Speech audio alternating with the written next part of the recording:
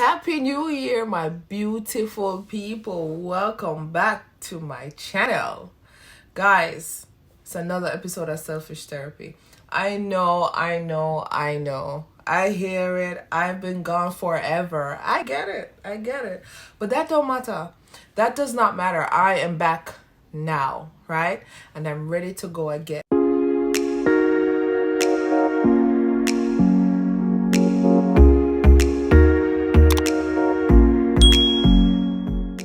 Yes, guys, I had to take a break for several reasons. I had to take a break. Now I'm back. So nobody penalize me, okay? But anyway, how's the new year treating you guys? I hope that you guys had a wonderful holiday and you're ready and charged up for the new year, because I know I am. So by the title, you already know. You clicked on that title, which means that you're interested to hear what I'm getting ready to talk about today. And listen, no judgment zone. That's why I have this channel. I created this channel because I wanted to talk about the things that we don't like talking about, especially our culture. We don't like talking about these things. We don't think they're necessary. So we're gonna talk about them. If you don't want to say it, I will say it, and hopefully you hear it in yourself and understand it. This also goes for you. So today I wanted to talk about childhood trauma and how that can affect us in our adult life, more so to the parts of identifying what are traumas. Sometimes we don't know, because some of the things that we experience, we don't know that they are traumatic experiences. Why?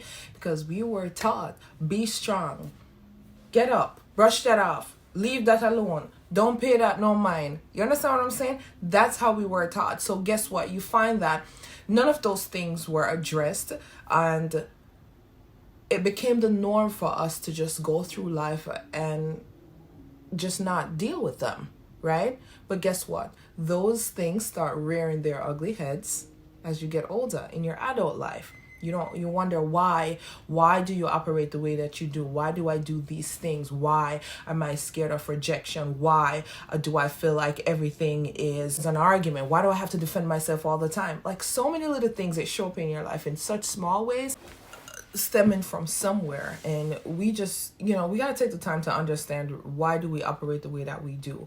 Because we all have insecurities, and I'm sure no matter how confident of a person you are, there are things about yourself that you don't like and you would like to change, right? And you do them, and it's not as easy to just get up and snap your finger and be like, oh, I'm not going to do this anymore, and that's it.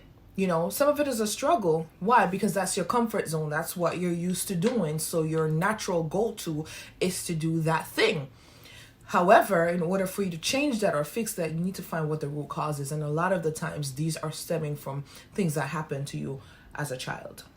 So, according to the National Institute of Mental Health, childhood trauma is defined as the experience of an event by a child that is emotionally painful or distressful, which often results in lasting mental and physical effects. Tell the truth. Think about yourself. Be honest with yourself. Can you think of an experience that happened as a child that until this day, till today as an adult, it still bothers you, or it's still somewhere in the back of your mind where you're like, oh, that was hurtful. Like, you can actually remember what you felt during that time. It could be the loss of a loved one. You know what I'm saying? As a child, you don't fully understand certain things. You just know that, okay, this person was here. I loved them with all my heart. I'm used to seeing them all the time. I'm used to doing these things with them. But then here comes life happening, and they're no longer here. Why? Somebody tell me why. Why did this have to happen to me? Why does it feel this way? Why can't I see them anymore? And how do you explain that? You understand what I'm saying? Now, I don't think there's anybody on earth that has the perfect life, right? Doesn't matter how much money you had, how privileged you were. I don't think there's any one person that had the perfect life. Right? And that is just one example of how we can get stuck on the things that happen to us as children. I mean, even as adults, this happens. But for the sake of focusing on childhood trauma, I wanted to talk more about that. I do believe that we have to experience certain things. It's inevitable that we experience some things in order to be able to be ready and to prepare for what life has, as adults. Yes, some things are out of our control. Like, for instance, a plane crash, an accident, a natural disaster. Going through those things for anybody is hard.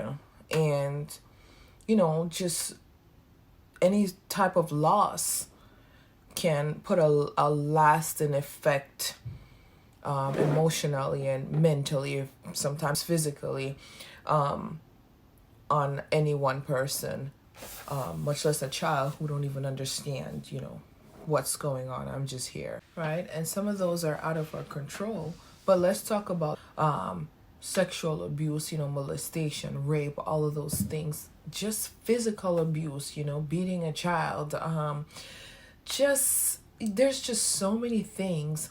And just if I'm being honest, there's a lot of things that we do. So for those of you who don't know, I'm Jamaican, and in our culture, you get a ass whooping when you are bad or when you give trouble. But for some cultures, they look at that, they probably think of that as abuse. And yes, for me, I can say it was good and it was bad. Some of it was necessary, and my family who may be watching this probably say it was all necessary. But you know what? It did good and it did damage, if I'm being honest. So I can tell you that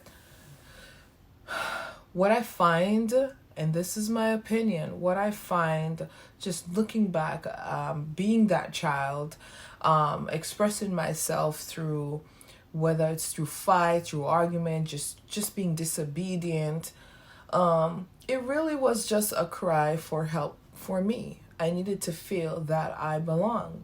One of the things that I didn't even know how to express this until I got older was that when my dad was not there, my mom was a little bit younger, so she wasn't able to raise me. I was raised by my other family members. So I grew up I remember thinking, why can't I be with my parents? Right? That was a big thing for me. I remember doing things specifically so that my auntie will get upset and send me to my mom's. So I was at 9, 10, 11 years old. I was plotting and scheming on how can I upset her so she could get frustrated with me and send me to live with my mom. Me not understanding at the time, my mom just was not able to take care of me, right? And I didn't see that at the time. I didn't know that. I just knew that.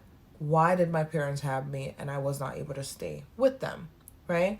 So that was a huge thing for me. I couldn't understand it as a child, right? So I grew up thinking, the minute I'm leaving before you leave, because guess what? I don't want you to reject me. I feel like you're going to leave anyway. Why? Because that's what my dad taught me when he left, right?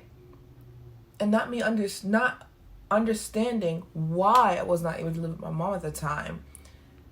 I'm thinking, she left too, right? It wasn't until I got older and we had a conversation, she was able to explain to me what it was. And then I started feeling and realized what she must have felt. So it's almost like it's also a cycle that trickles down to, we're all going through our own traumatic experiences, and everybody wants to be heard. Everybody wants to be understood, right? So it took time for me to get there. Now, as for my father, that's a totally different story. I love him, but Lord knows. But I share that with you guys to say that's just one experience that I can talk off the top of my head that I did not know that affected me. I didn't know, and that's something that I took over into my current relationship. I probably said this before in a video in the past, but learning, the biggest thing is learning and understanding how to cope and process these traumatic experiences is a big deal. It's a huge deal, and it is so detrimental to your adult life. It really is.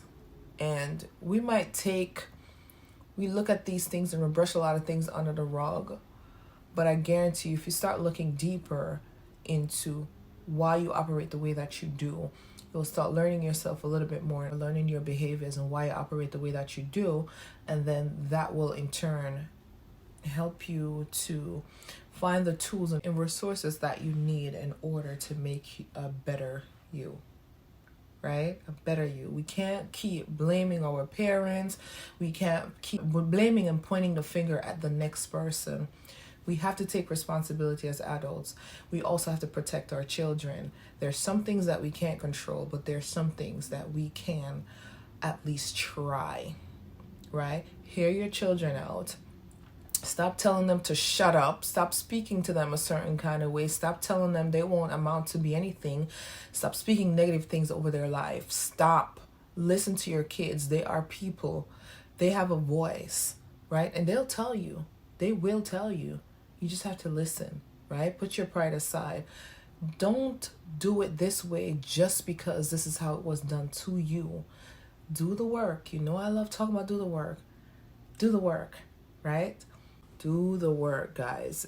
I know it might be a place that you don't want to go back to. You don't want to face that place. But that might be the one thing that will help you to have better relationships with your family, with your friends, romantic relationships. That could be that one thing that is preventing you from having that healthy relationship. So you might have to take some time, look into yourself. Listen, don't knock therapy until you try it, right? Sometimes it's just a matter of talking to an unbiased person, somebody that has no idea of your background or your family, and it's just here to listen to what you have to say. But you also have to be open and willing to hear the feedback, because sometimes the feedback is not easy to hear, right? Or what needs to be done in order for you to get over that hump or let go or heal from that childhood trauma is not always the easiest. It's not going to be a walk in the park. It's not the comfort zone, right? Takes you out of your comfort zone. So you just have to be ready for that. It's just how badly do you want to heal from it, and how badly you want to fix and maintain good relationships, right? So say all of this to say, guys, we can try our best. We'll put our best foot forward to protect our children, to protect ourselves the best way we know how. But most importantly, unaddressed childhood trauma can definitely lead to some long-term issues. And just working on those issues, addressing them and facing those fears or the pain, or, just going back there just for a short moment can actually create a lifetime of just goodness, for lack of a better way of explaining it. So I'm just saying, you're not living until you have healed, right? So there's also help available. If you know of anybody that's experiencing these things and need assistance, guys, don't be afraid to get the help, to leverage your resources. Okay, there's always somebody there to help. And I know the world is not the nicest place, especially now. And I definitely understand, trust issues. If anybody does that, I do. But you know what I mean? And read your Bible and pray, guys. God never fails. Never, ever, ever fails. Right? I'm a firm believer of that. So listen, you can be healed. Better days are ahead once you heal from those traumatic experiences. So guys, yeah, it was a heavy night. It was a heavy topic tonight. I'm not gonna lie. If you're real with yourself, it was a heavy topic tonight. But listen, we made it. We came through it. Like I said before, it's a brand new year, brand new you. Restart. Take advantage of that, guys. All right. Work on being a better you. So with that being said, guys, I'm gonna love you guys and leave you. Right? Don't forget to subscribe to my channel. All right, so thank you so much for those of you who have already been subscribed and who have been commenting and just keeping engaged. Guys, thank you so much. I love you. Happy New Year once again. See you next time. Bye for now.